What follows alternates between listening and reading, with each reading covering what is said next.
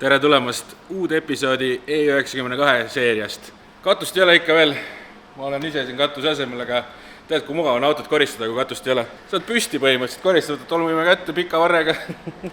Võt, tänases episoodis hakkame tegelema ratastega, hakkame tegema tagaluugiga, võib-olla hakkame tegema natuke mootori asju, nii et vaatame.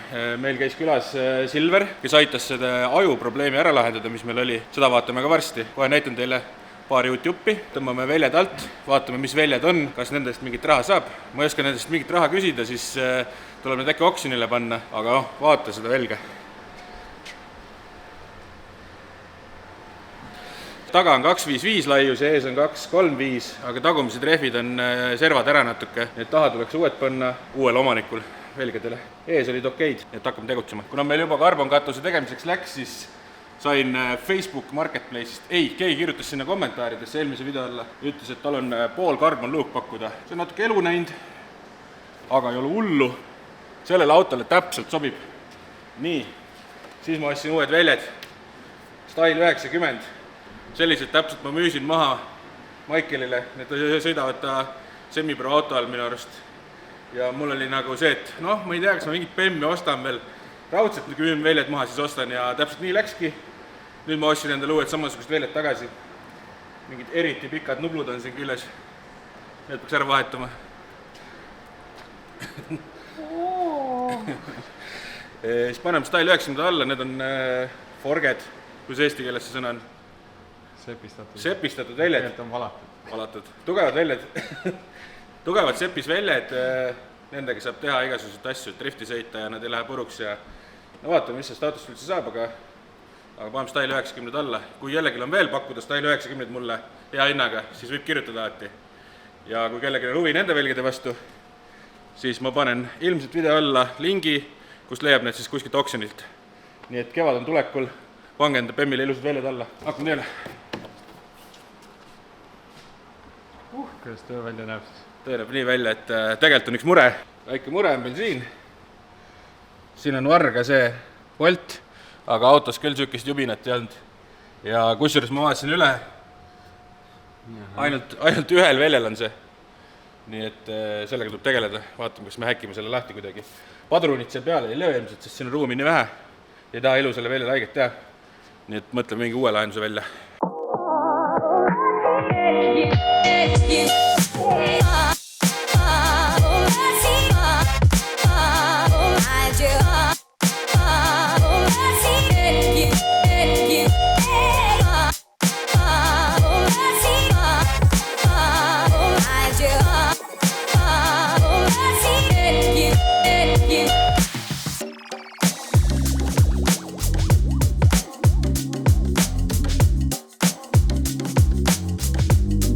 Väljad on käes. Lähedalt piiluda, siis ikkagi mõne koha peal väike kriipskraap siin seal on. Aga servad on kõik väga ilusad. Enam ei leia. Näed siin.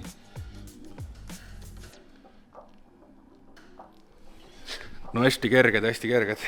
Pole hullu. Aga huvitav, kes neid toodab, siis neid fake Alpina velgesid. Siin sees pole midagi tarka. Need on näha, et need on äsja üle värvitud. Esivelgedel on isegi mingid kleepsud veel peal. Esirehvidel. Huvitav. Kas need on uued või kasutatuna kuskilt ostetud. Tagumistega on väike häda. Põhimõtteliselt need on prügi. Saab sõita, aga mina neid ei kasutaks. Ühesõnaga, siin on servad ära ja mõrad sees. Nii et taha on uusi vaja. Mis see mõõt oli meil siin? 255 30 R19. Nii et keegi bling velge tahab, siis nüüd juhtus väike mure siin ees. Tagant sain kõik kätte. Ees isegi vargapolti ei olnud, aga see oli veel tugevam kui vargapolt. Tavaline polt ja lahti ei tulnud mitte kuidagi. Martin tegi pahandust. Ühesõnaga peab hakkama puurima. Tegelikult oli siin plaan üldse selline, et paneme tikkude peale. Tikkudega veits mugavam.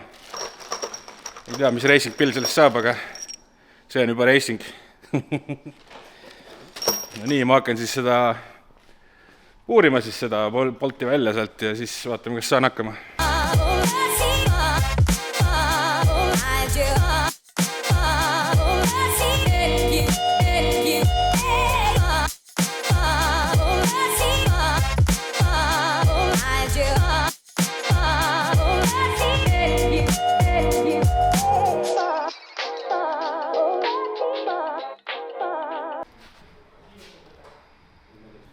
veletseid vahetatud, murdunud polt on ka käes.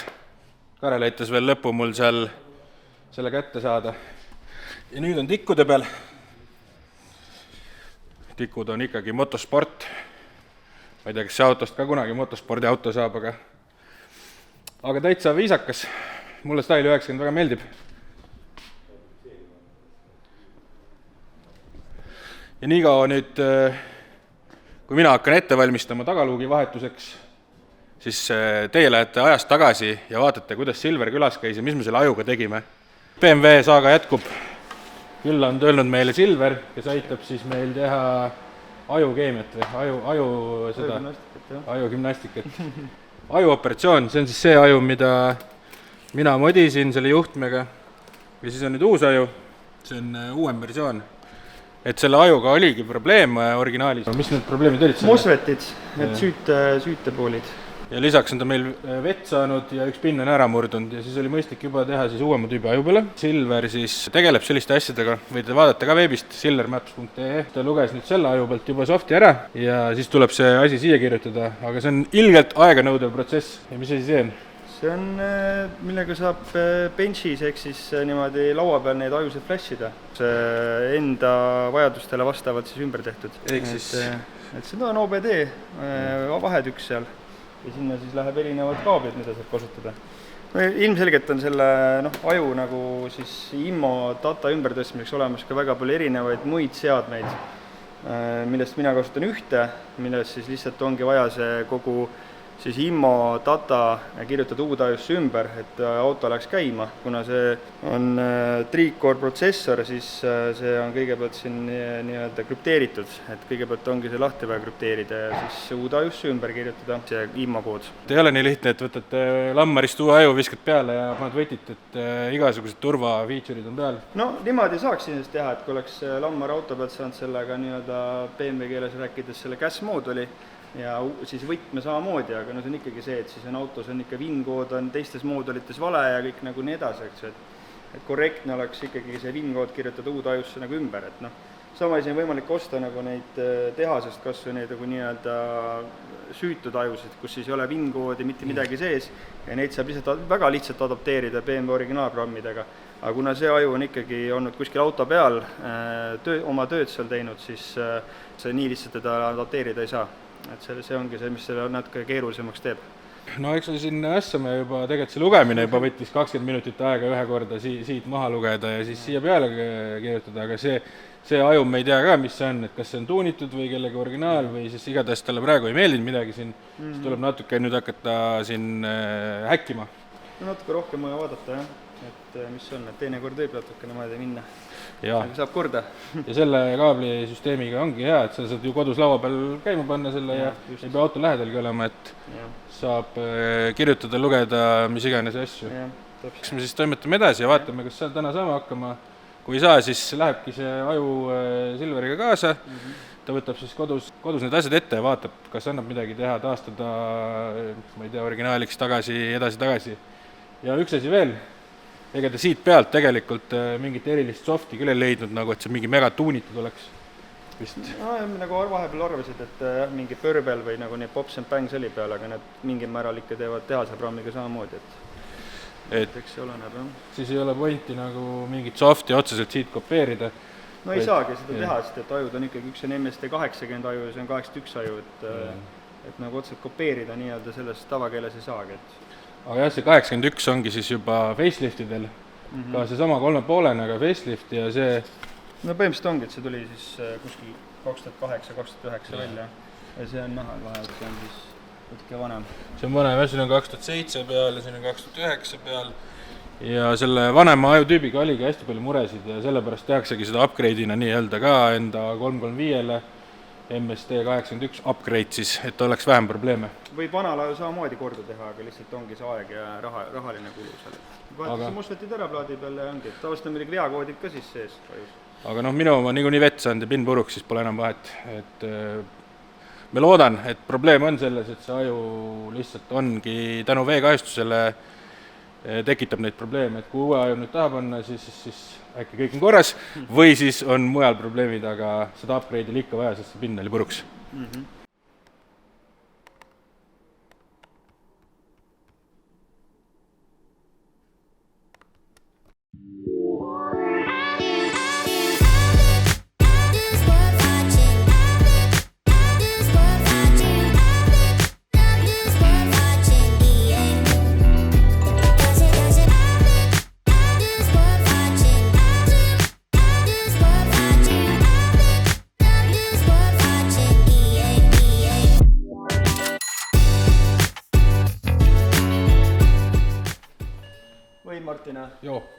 pane käima.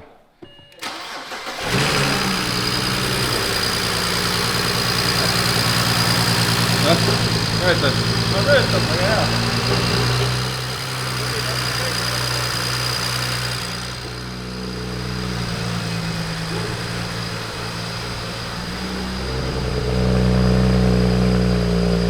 Nii, uus päev on käes ja täna läks PEM käima. Me lihtsalt kell läks eelmine kord nii paljuks, et polnud mõistlik jätkata ja siis Silver tegi kodutööd asju. Tuli täna siia, aju valmis, pani käima. Natuke kodeerimist. Natuke kodeerimist ja töötab. Ei ole enam neid anomaaliaid. Muidu läksid vendid kohe põhja tööle ja siis see veepump tegi mingi igasuguseid asju ja igast veakaudid olid sees ja nüüd on puhas leht.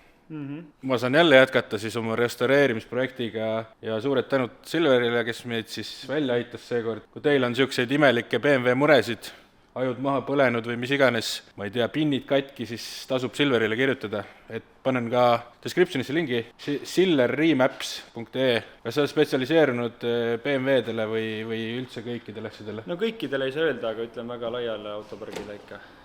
Ja. Et kui teil on mingid imelikud elektroonikamured, kirjutage, uurige, võimalus on päris suur, et Silver oskab teid aidata.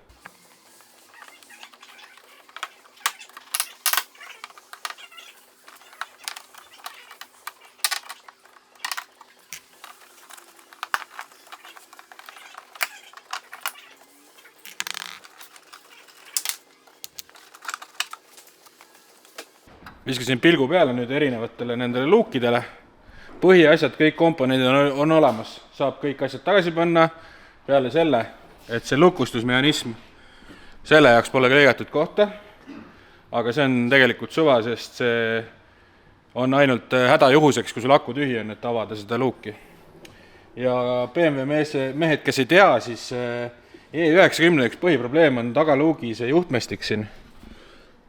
Et siin, kas siin kere läbiviigus või siin all, kui seda hästi palju edasi-tagasi käib aja jooksul, siis lõpuks need juhtmed lähevad katki.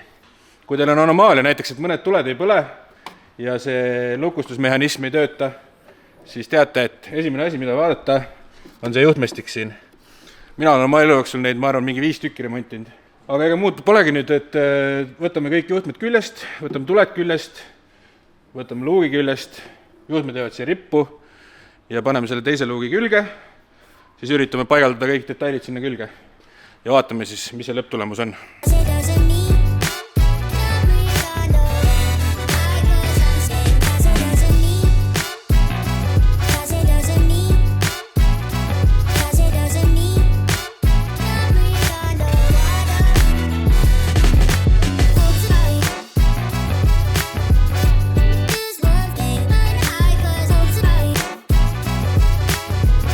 No sain hakkama enam-vähem. Kerge on küll see võrreldes teisega. See amordid nagu viskavad lausa luugi ülesse. Aga seda veel regullimist natuke siin vahed ja asjad, aga täna pole enam aega. Aga häid uudiseid. Katus jõuab. Aga katus jõuab homme ja täna on juba kell 9 läbi õhtul ja mina tegelikult lähen hoopis täna öösel lennuki peale. Ma pean selle osa kokku tõmbama, sest muidu ma ei tea, millal see välja tuleb. Seekord väga palju ei saanud tehtud, aga õnneks katus jõuab. Siis saab teha palju asju. Siis saab katuse ära liimida, siis saab klaasid panna. Ma pean veel välja mõtlema, mis selle poolega siin saab. Siin tuleks enne mingi värviparandust teha. Sest pärast, kui klaas on juba ees, siis on seda võib-olla raskem teha. Ma kah ei tea, värvimeest oleks vaja, kes aitaks natuke hädast välja. Sellega on alati niisugune keerukas lugu. Aga muidu on päris ilus ja kui nüüd katus ka tuleb karbon, siis oleks veel kapotti vaja. Nii et siis oleks keskmine osa karbon. Äge. No võt, mina lähen lennukile ja tripin Belgiasse. Nii et vaatame, mis seal Belgias toimub, eks sellest tuleb ka väike episoodi, ma ei tea, kas sari, aga vähemalt üks episood. Nii et teie pange ikkagi like ja subscribe, siis saab E92 ka kunagi valmis. Tahaks juba jõuda selle mootori asjani, selle käigukassi asjani. Olge tublid, järgmine episood, paneme katuse peale, paneme klaasid ette ja hakkame sisu kokku panema. Siis läheme näitame selle kunagi transpordiametis ette, võtame numbrid ja siis saab teha muid asju, modida, teha värki-särki. Tahaks juba sõita. Nii et näeme järgmine kord. Olge tublid. Like and subscribe. Tšau!